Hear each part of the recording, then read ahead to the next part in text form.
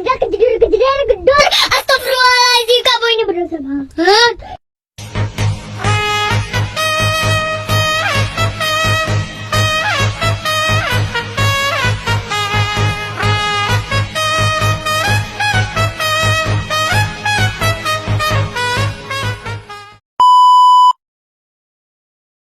Nah, tungguin ya.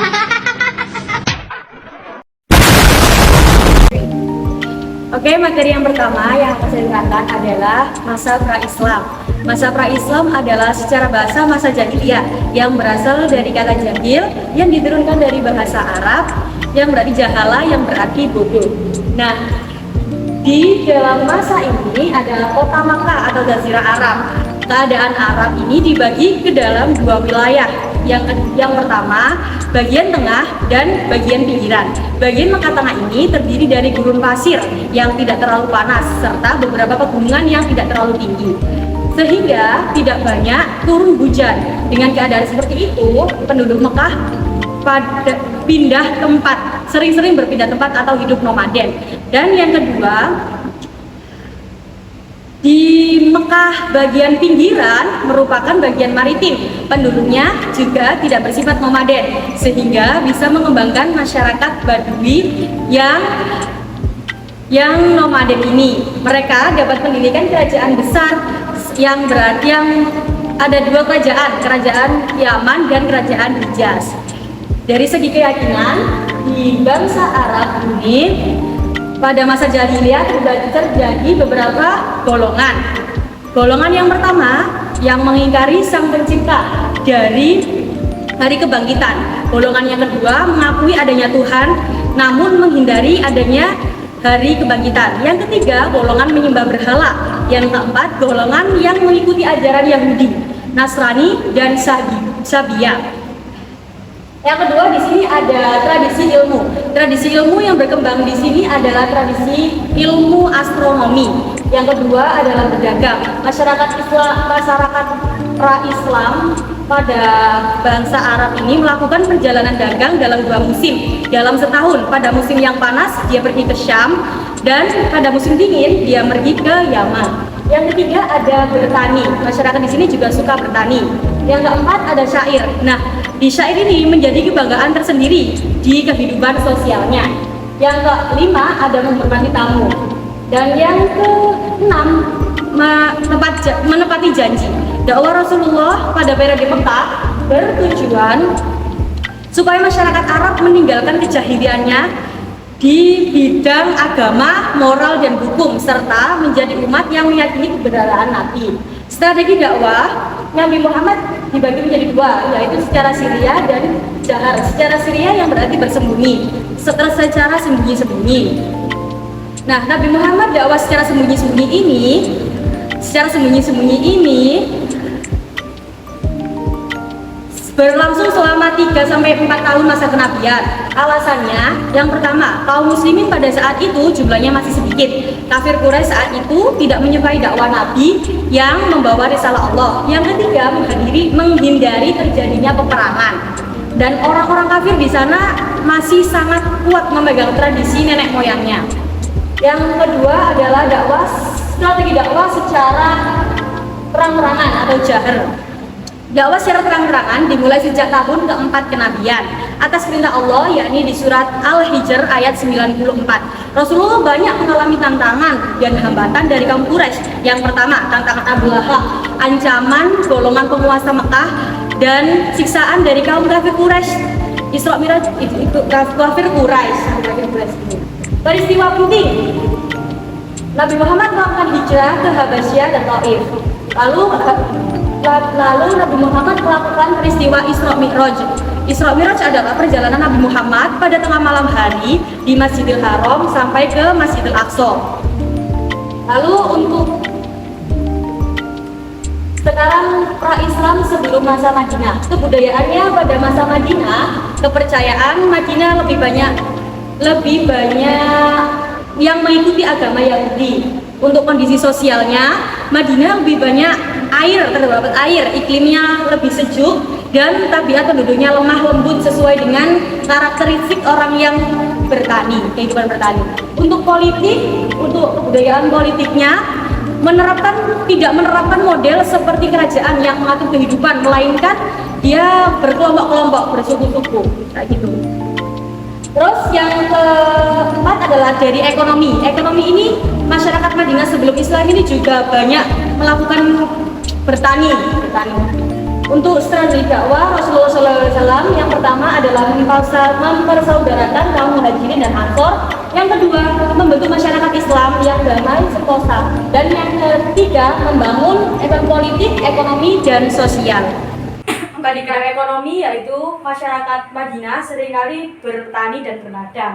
Strategi dakwah Nabi Muhammad pada masa Madinah yang pertama adalah mempersaudarakan kaum muhajirin dan ansor, membentuk masyarakat Islam yang damai, dan membangun politik, ekonomi, dan sosial.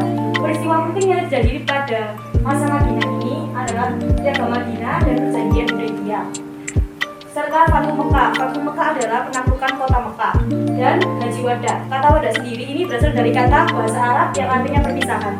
Nah, Haji Wada ini adalah ibadah pertama dan terakhir Nabi Muhammad SAW. Baiklah, saya akan lanjutkan materi selanjutnya yang membahas mengenai Khulafaur Rasyidin. Yang pertama yaitu Abu Bakar As-Siddiq. Profil beliau yaitu pada awalnya beliau diberi nama dengan nama Abdullah. Masuk Islam dan dikenal sebagai As-Sabiqun Al-Awwalun atau orang-orang yang pertama masuk Islam. Beliau menjadi khalifah setelah Rasul wafat melalui jalan musyawarah pada tahun 632 sampai 634 Masehi. Sistem pemerintahan yang dianut beliau yaitu monarki. Selanjutnya mengenai strategi dakwah.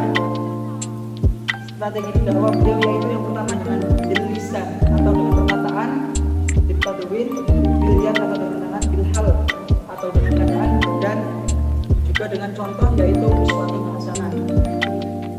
Prestasi yang beliau lakukan diantaranya yaitu memerangi pemberontak zakat, menumpas nabi palsu, dan membukukan Al-Quran. Selanjutnya yaitu Umar bin Khattab. Profil kehidupan awalnya, Umar merupakan sahabat Nabi yang sangat menentang Rasulullah SAW, dan kemudian beliau masuk Islam karena mendengar adiknya yang membaca Quran, dan beliau meminta untuk bertemu dengan Nabi dan akhirnya mengucap syahadat setelah kemudian masuk Islam. Menjadi khalifah setelah wafatnya Abu Bakar melalui wasiat pada tahun 634 Masehi sampai 644 Masehi. Sistem pemerintahannya yaitu ekspansi atau perluasan wilayah dan demokratis. Strategi dakwahnya yaitu yang pertama melalui jalur pendidikan, perang, melalui perluasan wilayah, ekonomi, keamanan, dan keadilan. Prestasi beliau yaitu adalah dalam hal keuangan, membentuk kalender hijriah, dan pembentukan ilmu hadis. Yang selanjutnya yaitu Utsman bin Affan. Profil kehidupan awal Utsman merupakan saudagar yang kaya raya dan suka membantu umat Islam. Beliau termasuk sahabat Nabi yang sangat kaya dan sering membantu dalam hal ekonomi. Sistem pemerintahannya yaitu membentuk politik baik luar maupun dalam. Strategi dakwahnya yaitu perluasan wilayah, standar Quran, dan pengangkatan orang pejabat. Prestasi diantaranya yaitu kodifikasi Al-Quran, renovasi Masjid Nabawi, pembentukan angkatan laut, dan pembentukan Mushaf Utsmani yang kita kenal sampai sekarang ini. Dan yang terakhir yaitu Ali bin Abi Thalib. Profil beliau yaitu pada kehidupannya awalnya beliau merupakan putra dari Abu Thalib yang merupakan paman Nabi. Jadi beliau termasuk kerabat Nabi dan termasuk as-sabiqun al-awwalun yang paling muda yang belum masuk Islam. Menjadi khalifah melalui baiat setelah wafatnya Utsman bin Affan. Strategi dakwahnya yaitu memecat kepala daerah yang dirasa kurang mampu memimpin, menarik tanah negara yang diakui oleh orang lain, dan terakhir yaitu pembentukan Baitul. Di antara prestasi yang telah beliau lakukan adalah pembentukan Ibnu Nahu dan mengganti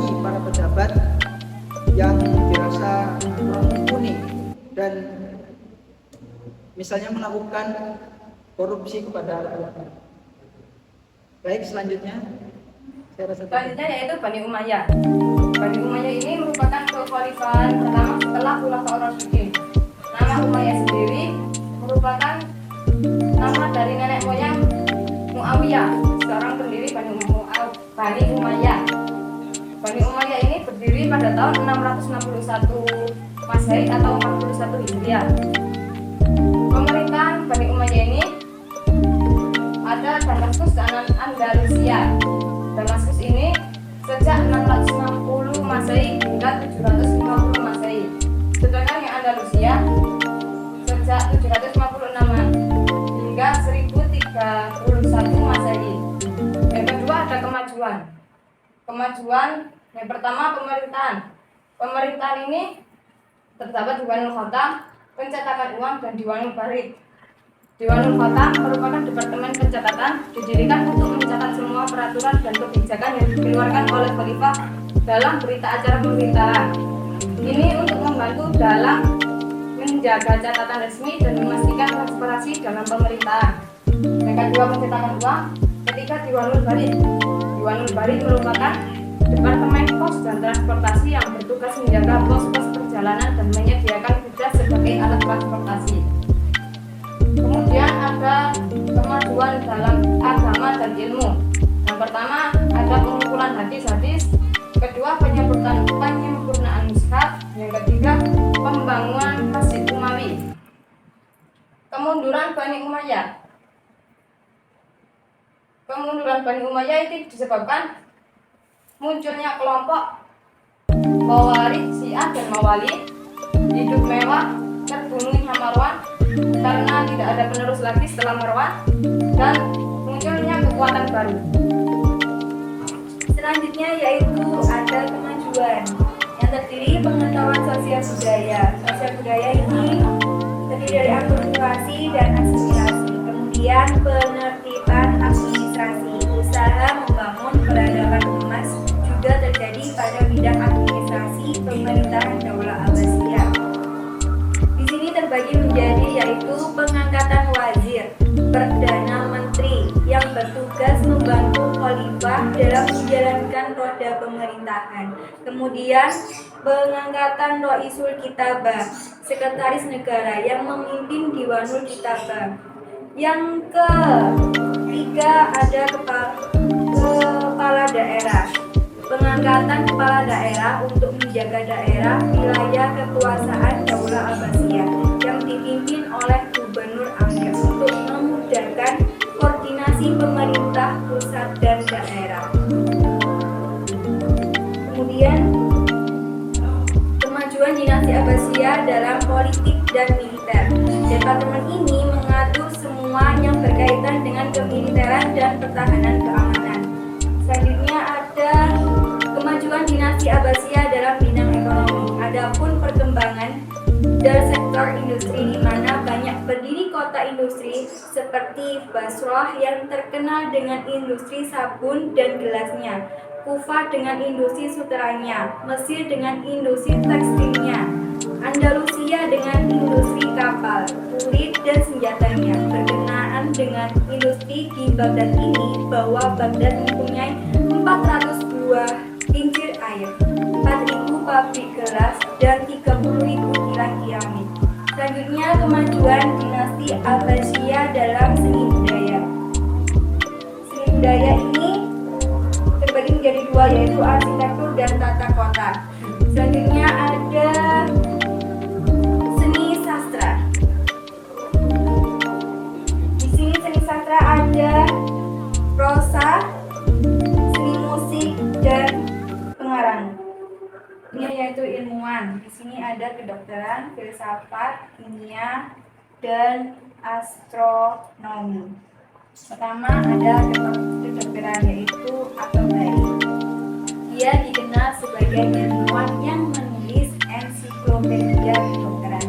Terdapat karyanya yang terkenal dan ditulis setelah dia memeluk agama Islam, yaitu Firdaus Al-Hikmah.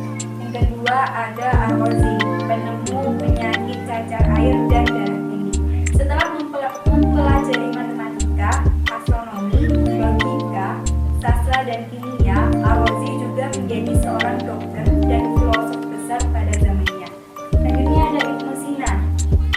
Barat dikenal dengan nama Avicenna. Ibnu Sina merupakan ilmuwan Muslim pertama yang menemukan peredaran darah manusia. Kemudian teori tersebut disempurnakan oleh William Harvey, yaitu Ibnu Sina juga terkenal sebagai dokter ahli jiwa yang biasa disebut psikonometra. Selanjutnya ada Al-Kindi, yaitu filosof Muslim pertama. Yang kedua ada Al-Ghazali, Hujatul Islam. Yang ketiga Ibnu Maskawai. Selanjutnya ada ilmuwan kimia Abu Musa Jabir bin Hasyan, dikenal sebagai bapak kimia modern keahlian itu didapatnya dari seorang guru bernama pada era pemerintahan Bernaki Vizir di Baghdad. Ia juga menemukan sumbangan lainnya, yaitu penyempurnaan proses kristalisasi dan distilasi. Selanjutnya ada ilmu astronomi Muhammad bin Musa Al-Khawarizmi, yaitu ilmuwan muslim yang berpengetahuan luas tidak hanya pada bidang syariat tetapi pada bidang filsafat, logika, aritmatika, geometri, musik, ilmu hidup, sejarah Islam dan kimia, serta penulis ensiklopedia pada dalam berbagai disiplin. Al-Khawarizmi juga seseorang ilmuwan yang pertama kali mengenalkan ilmu aljabar. Selanjutnya akan dijelaskan oleh tentang Daulah Ayyubiyah, yaitu sebuah dinasti Sunni yang berkuasa di Mesir, Suriah, sebagian Yaman, Irak, Makkah, Hijaz, dan Diyarbakir. Dinasti ini didirikan oleh Salahuddin Al-Ayyubi pada tahun 1174 Masehi. Nama lengkapnya adalah Salahuddin Yusuf ibnu Ayyub. Ia berasal dari suku Kerdi Hasbani dan ia adalah putra dari Najmuddin Ayyub dan keponakannya Asaduddin Syirkuh. Najmuddin Ayyub dan Asaduddin Syirkuh ini hijrah dari kampung halamannya di dekat Danau Van ke Takrit yang bertempat di Irak. Salahuddin Al-Ayyubi lahir di Takrit pada tahun 532 Hijriah ketika ayahnya menjadi penguasa di Saljuk. Pada saat itu, ayah dan pamannya mengabdi kepada Imaduddin Zengi, seorang gubernur Saljuk untuk kota Mosul di Irak. Ketika Imaduddin berhasil merebut wilayah Balad di Lebanon pada tahun 534 Hijriah, Najmuddin Ayyub diangkat menjadi gubernur Baghdad dan menjadi abdi raja Suriah, yakni Nuruddin Mahmud. Selama di Baghdad inilah Salahuddin menekuni ilmu pengetahuan di bidang teknik, di bidang strategi perang maupun strategi politik. Selanjutnya dia mempelajari teologi Sunni selama 10 tahun di Damaskus dalam lingkungan Istana Nuruddin Zengi, serta kemajuannya menjadi tolak ukur sejarah peradaban Islam yang menghasilkan ilmuwan-ilmuwan Muslim lainnya dan memberikan sumbangsi besar terhadap perkembangan Islam dari segi ilmu pengetahuan melalui karya-karya mereka dalam bidang matematika, astronomi, kedokteran, serta filosofi. Mereka tidak hanya meningkatkan kekayaan intelektualnya saja, akan tetapi sangat berperan penting bagi umat Islam, juga memberikan dampak positif pada peradaban dunia. Keterlibatan ilmuwan pada masa itu menjadi pijakan yang sangat penting bagi perkembangan ilmu pengetahuan di masa selanjutnya. Adapun hikmah yang dapat diambil dari kesuksesan Daulah Ayyubiyah ini, yaitu menggabungkan antara aspek keagamaan dan aspek keilmuan. menjadi fondasi peradaban yang sangat berdampak positif kepada masyarakatnya serta sejarah Islam secara keseluruhan. Itu saja tentang 10 mit perkembangan pada masa kejayaan Daulah Ayyubiyah. Saya di sini akan melanjutkan penjelasan Daulah Utsmani. Daulah Utsmani, sejarah Daulah Utsmani berasal dari Turki Barat dan dalam kepemimpinan pemimpin penerus Sulaiman Shah dan Ertugrul pada tahun 1288 Masehi. Yang ketiga, Utsmani. Sejarah Daulah Utsmani di kota Sashpura. Kemajuan Daulah Utsmani, kebangkitan yang dipimpin oleh Muhammad I dan kemajuan Daulah Utsmani, penguasa yang dipimpin oleh Muhammad I, Murad II, Al-Fatih, Bayazid, Syahid, Sulaiman. Daulah Utsmani memiliki tanda-tanda negara Eropa dan faktor Daulah Utsmani pemerintah dan moral Eropa dan militer dan serangan logis di sekolah. Daulah Utsmani akhir Daulah Utsmani pada tahun 1909 Masehi dan akhir 1924 di Republik Turki. Daulah Safawi yang berdiri di Persia dan kejayaan. Dasar terletak di Iran, teknologi percepatan. Cikal bakal tarekat Safawiyah di kepemimpinan Junaid, perpolitikan tahun 1447 sampai 1460 Masehi. Dan di kepemimpinan Ismail memperluas wilayah pada tahun 23 tahun. Kemajuan ekonomi, wilayah perluasan Hormuz dan Urun, penguasaan perdagangan di timur dan di barat. Ilmu pengetahuan yaitu meliputi fisik dan seni yang berupa wajah, Isfahan dan kota indah.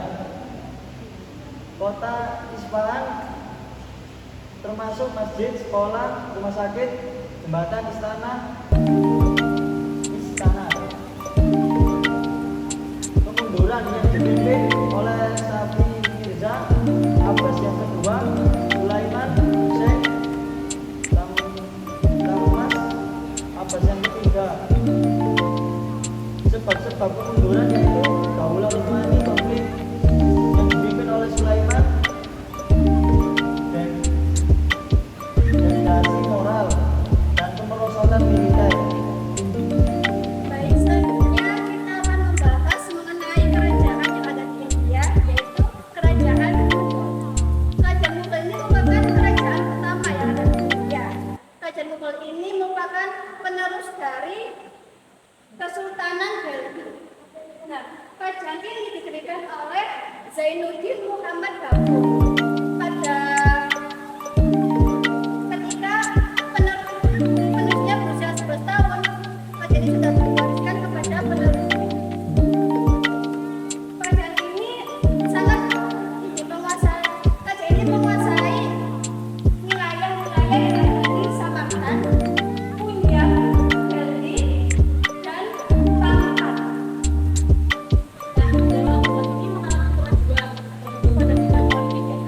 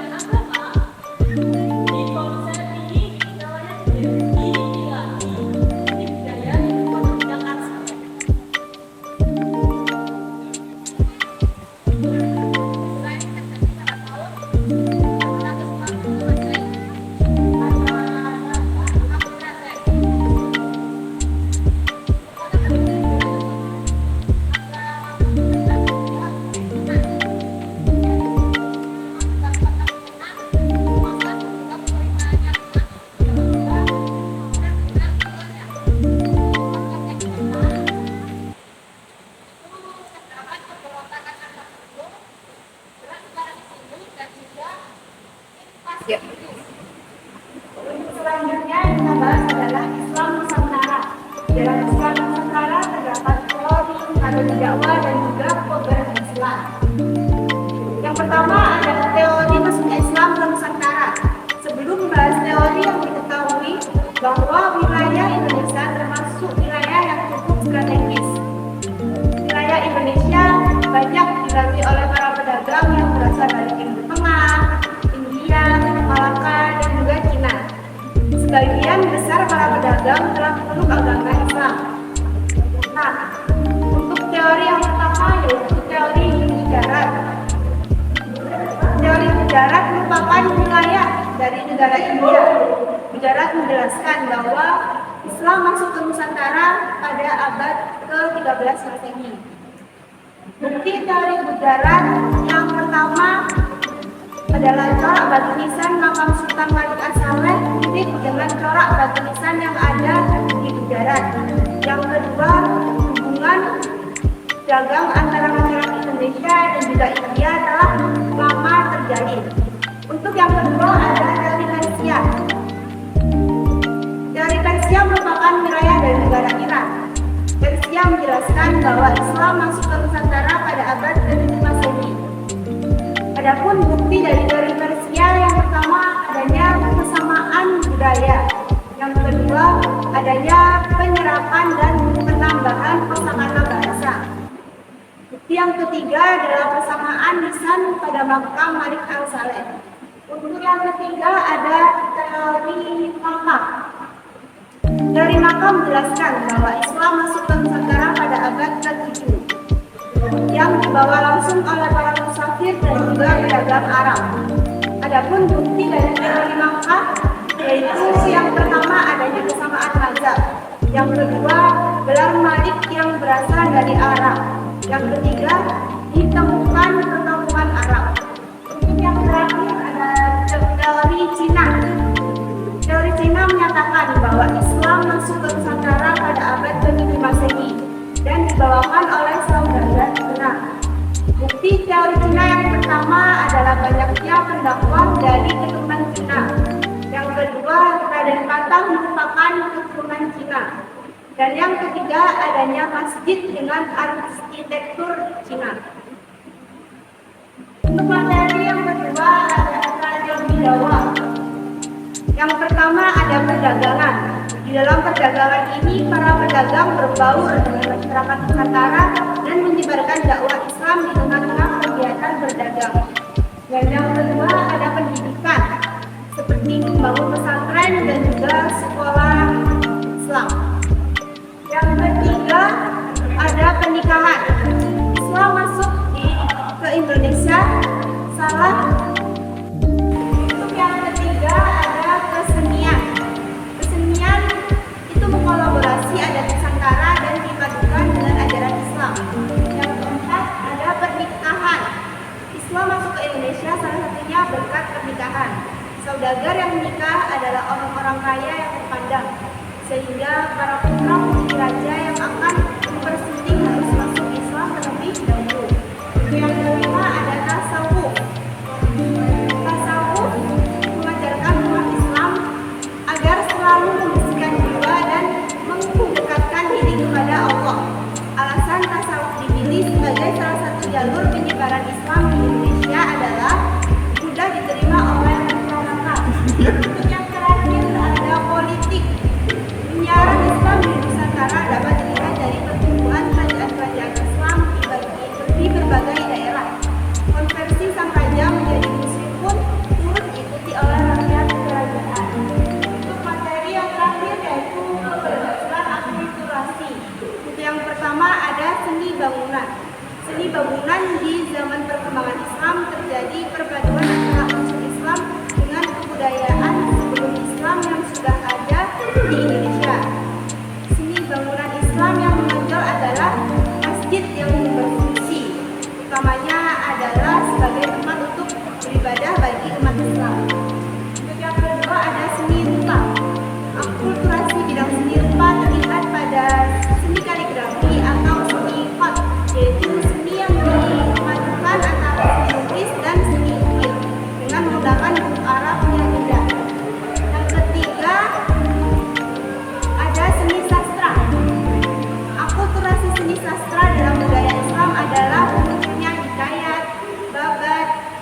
sihir dan suluk. Yang keempat ada sistem pemerintahan. Sistem pemerintahan di Indonesia cukup sederhana, hanya mengangkat kepala suku sebagai pemimpin. Sedangkan dalam sistem pemerintahan bangsa India memperkenalkan sistem kerajaan feodal dengan konsep dewa raja. Untuk yang kelima ada sistem kalender, berbentuknya kalender Jawa dengan adanya istilah pon, wage, pahing, dan juga lain-lain.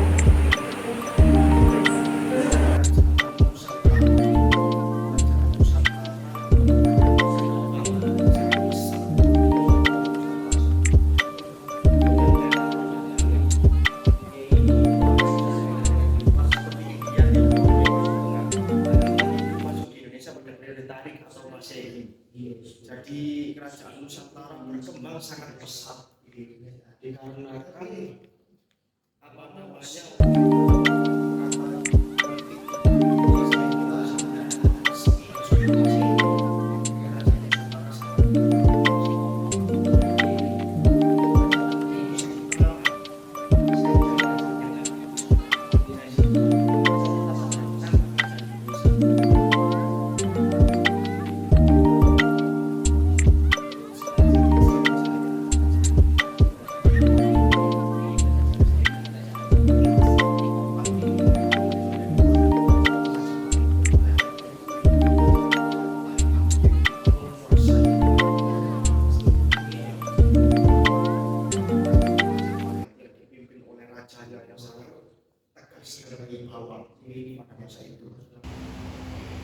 Baik, di sini saya akan melanjutkan pembahasan dari kota Poten. Sebelumnya, setelah membahas mengenai Kisah Nusantara dan kerajaan Kisah Nusantara, maka kali ini saya akan membahas mengenai Wali Songo. Wali Songo itu merupakan julukan dari 9 wali yang berada di Pulau Jawa. Akan tetapi mereka bukan salah satunya wali di Pulau Jawa. Banyak sekali wali di Pulau Jawa, tetapi yang terkenal adalah Wali Songo. Yang pertama, kita akan membahas mengenai Syekh Maulana Malik Ibrahim. Syekh Maulana Malik Ibrahim ini merupakan putra dari Syekh Jumadil Kubro. Beliau wafat pada tahun 1419 Masehi.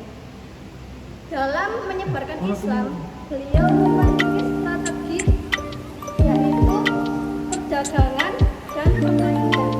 Nah, dalam perdagangan ini, beliau ini sebagai nasihat di tempat-tempat yang sedang beliau singgahi, yaitu beliau memiliki kemampuan memberikan petunjuk dan nasihat tentang cara berdagang di daerah setempat dan juga mampu menaksir harga barang dagangan yang dibawa oleh para pedagang serta mampu menentukan bea cukai yang harus dibayar. Yang kedua yaitu pertanian. Dalam pertanian ini beliau menciptakan suatu saluran air untuk penduduk agar tanah tersebut dapat ditanami dan bisa subur. Yang kedua yaitu Sunan Ampel. Sunan Ampel ini memiliki nama Raden Rahmat. Sunan Ampel ini lahir pada tahun 1401 Masehi. Beliau merupakan anak dari Sunan Giri dengan ibunya yaitu Dewi Candrawulan. Sunan Ampel ini wafat pada tahun 1478 Masehi. Dalam menyampaikan Islam di Pulau Jawa, Sunan Ampel ini memiliki strategi yaitu melimo. Melimo ini merupakan moh main. Moh main ini yaitu tidak berjudi. Yang kedua itu mengumbe. Mengumbe itu tidak minum minuman keras. Yang ketiga yaitu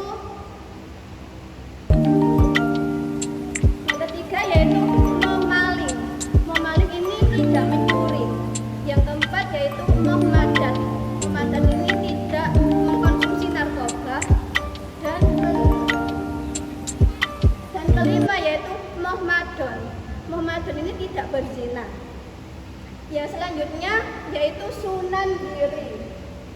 Sunan Giri memiliki nama yaitu Muhammad Ainul Yakin.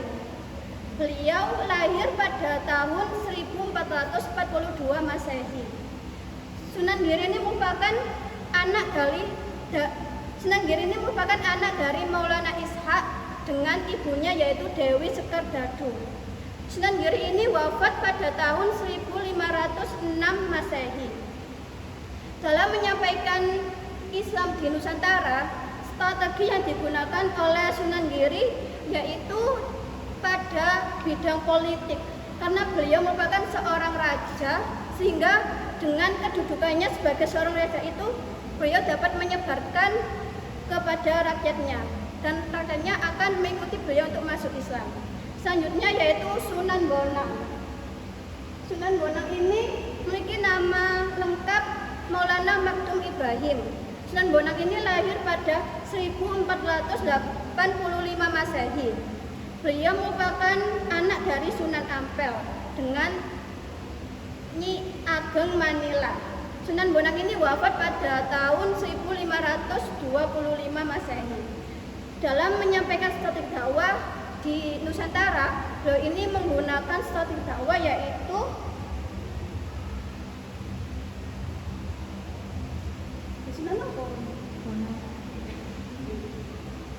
Sunan Bonang menyampaikan strategi dakwah yaitu budaya gamelan. Ketika memainkan gamelan, maka banyak sekali masyarakat yang datang untuk menonton pegelaran Sunan Bonang dan akhirnya mereka masuk Islam. Yang selanjutnya yaitu Sunan Derajat. Beliau memiliki nama Raden Syarifuddin. Beliau lahir pada tahun 1470 Masehi. Beliau merupakan putra dari Sunan Ampel.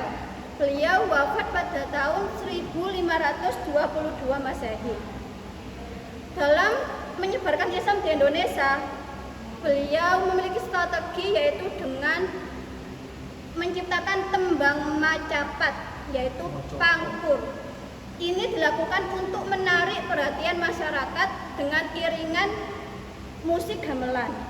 Yang selanjutnya yaitu Sunan Kalijogo. Sunan Kalijogo ini memiliki nama lengkap Raden Sahid. Beliau lahir pada tahun 1450 Masehi. Beliau merupakan anak dari Tumenggung Wilatikta. Beliau wafat pada tahun 1513 Masehi. Dalam menyampaikan Islam, beliau memiliki strategi yaitu dengan kesenian wayang. Ini merupakan kesenian khas yang dilakukan oleh Sunan Kalijogo. Pegelaran wayang ini dilakukan beliau dengan tidak menarik tarif harga, akan tetapi beliau ada syarat ketika masyarakat datang untuk menyaksikan, yaitu dengan menyebut kalimat sodo, yaitu 2 kalimat syahadat. Dengan ini masyarakat tertarik untuk melihat wayang dan adanya masuk Islam. Yang selanjutnya yaitu Sunan Kudus. Sunan Kudus ini memiliki nama Sayyid Ja'far Shodiq. Beliau lahir pada 1400 Masehi. Sunan Kudus merupakan putra dari Sunan Ngudung. Sunan Kudus ini wafat pada 1550 Masehi. Dalam penyebaran Islam di Indonesia, Sunan Kudus ini memiliki strategi yaitu menyempurnakan alat-alat pertukangan, kerajinan emas, dan juga kertas. Yang selanjutnya yaitu Sunan Muria. Sunan Muria ini memiliki nama lengkap Raden Umar Said. Beliau lahir pada tahun 1450 Masehi. Beliau merupakan putra dari Sunan Kalijaga. Beliau wafat pada tahun 1551 Masehi. Dalam menyampaikan dakwah di Nusantara, beliau memiliki strategi yaitu melestarikan seni budaya gamelan dan wayang. Beliau menciptakan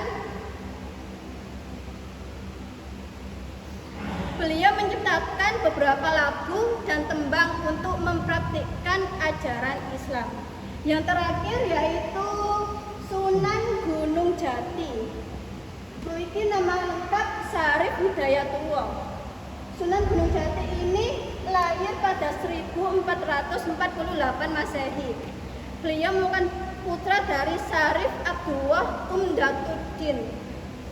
Beliau wafat pada 1568 Masehi.